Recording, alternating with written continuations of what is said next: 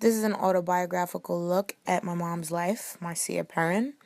To me, she's just mom. To some, she goes by Sybil.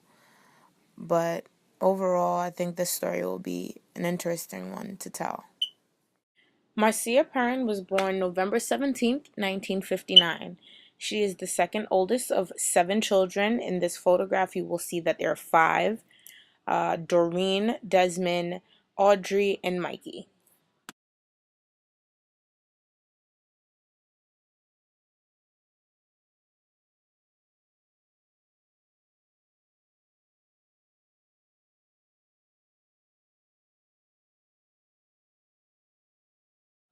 Although Doreen was the oldest, and my grandmother was a stay at home mom for a majority of my mom's childhood, Doreen eventually was sent to live with my great grandparents, and my mom stepped up as the second in command when my grandmother wasn't around.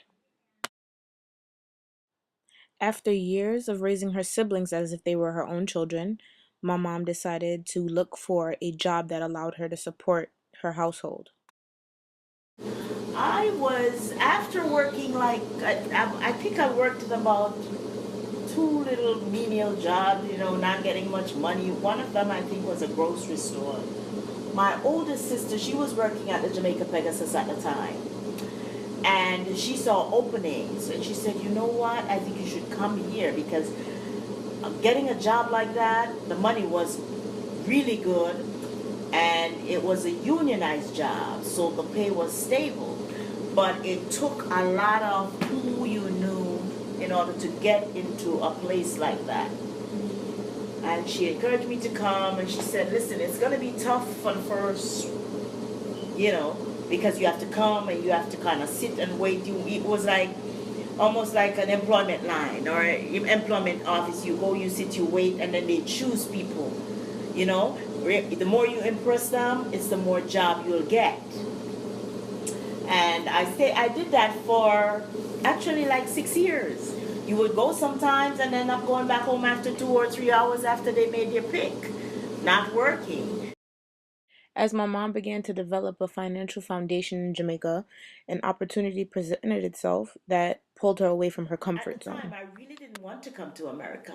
I was so comfortable in my job and at the stage where I was, kind of have money saved, ready to buy my house, all set to move to that next stage. And I was fine. But then I decided, I spoke to my partner that I had at the time, and, I decided, okay, we're going to make a go for it. And I did.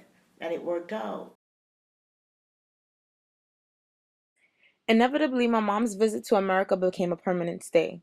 Initially, she was denied a green card. However, she would not give up that easily on an opportunity that would help push for a better life for her kids, Chris and Natoya. Christopher, the oldest, came first because he could not wait. I think he was just, like on pins and needles to leave. My daughter came, and shortly thereafter, I thought about, how I would be able to get my mom. But of course, my father was alive then. So I was like, it would have to be both of them. So in order to do that, I had to have somewhere for them to stay if and when they came. So that's when, we decided we're buying the At house. this point, my mom could see the foundation of her American dream coming to life. Now a homeowner, all of her children were under one roof, finally American citizens with endless opportunities. The thing with me is making sure that everybody is okay. And whenever my kids leave this house, because I've lived this life of both living in Jamaica and seeing the ravages of being like really poor, being mediocre in between, working class and struggling like crazy, than to come here and be able to actually just pay your bills and live the way you want to, not being rich, because that's not what we're looking for. You're just looking for, you're just looking to be able to be comfortable, you know.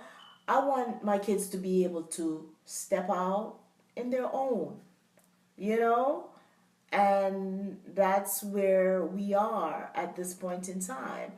at least I know with my preparation of retirement, I have a home that I can look forward to living in. And my kids, my daughter, my baby is about to graduate with a bachelor's degree. I mean, what more could you ask for? I'm not sure if I was living in Jamaica, they would be able to do all of this. Possibly, yes, with perseverance and because you're determined. But here, I was able to make it happen. We were able to make it happen together, as a collective unit. I mean, it took them to be determined enough to know that I want my life to be way better and less struggle than my mom and my dad went through. You know what I'm saying? And that's where we are. So I actually would say, yeah, we've actually lived the American dream.